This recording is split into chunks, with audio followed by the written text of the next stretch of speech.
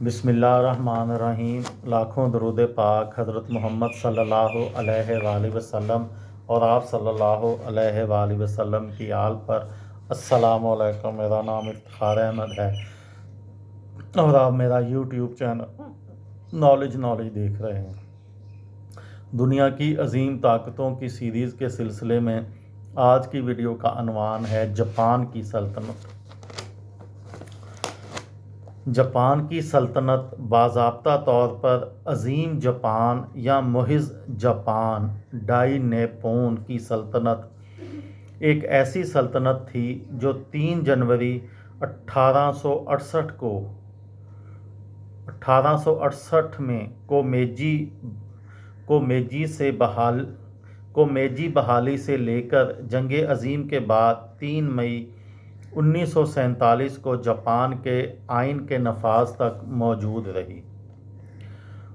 فوکوکوکیشی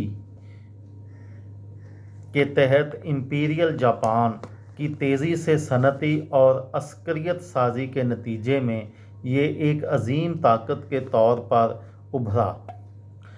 آخر کار محور اتحاد میں اس کی رکنیت اور ایک بڑے حصے پر اس کی فتح پر منتج ہوا۔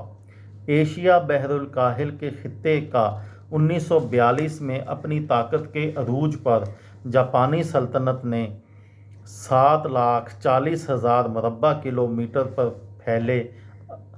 پھیلی اراضی پر حکمرانی کی اور اسے تاریخ کی سب سے بڑی سمندری سلطنت بنا دیا گیا۔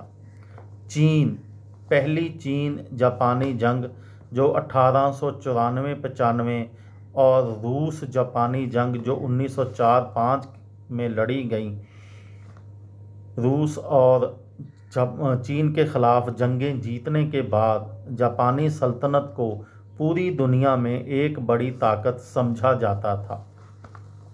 سلطنت کی زیادہ سے زیادہ حدود دوسری جنگ عظیم کے دوران حاصل ہوئی، جب جاپان نے بہت سے ایشین اور بحر الکاہل کے ممالک کو فتح کیا۔ بہت سی شکستوں اور ہیروشیما اور ناگاساکی کے ایٹم بم دھماکوں کے بعد جاپان کی سلطنت نے 2 ستمبر 1945 کو اتحادیوں کے سامنے ہتھیار ڈال دیے۔ اتحادیوں کے قبضے کی مدت اس ہتھیار ڈالنے کے بعد ہوئی اور امریکی شمولیت سے ایک نیا آئین تشکیل دیا گیا۔ 3 مئی 1947 کو وہ آئین نافذ ہوا جس نے سرکاری طور پر سلطنت کو تحلیل کر دیا۔ امریکی قبضہ اور اس ملک کی تعمیر نو 1950 کی دہائی میں شروع ہوئی۔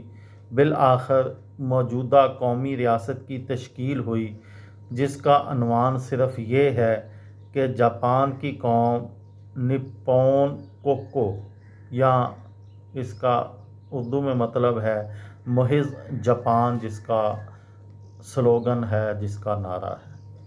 یہ تھی میری آج کی ویڈیو۔ کسی دوست کو، کسی بھائی کو، کسی بہن کو فائدہ ہو تو مجھے دعاؤں میں یاد رکھیے گا۔ دل پاکستان، جان پاکستان۔ السلام علیکم۔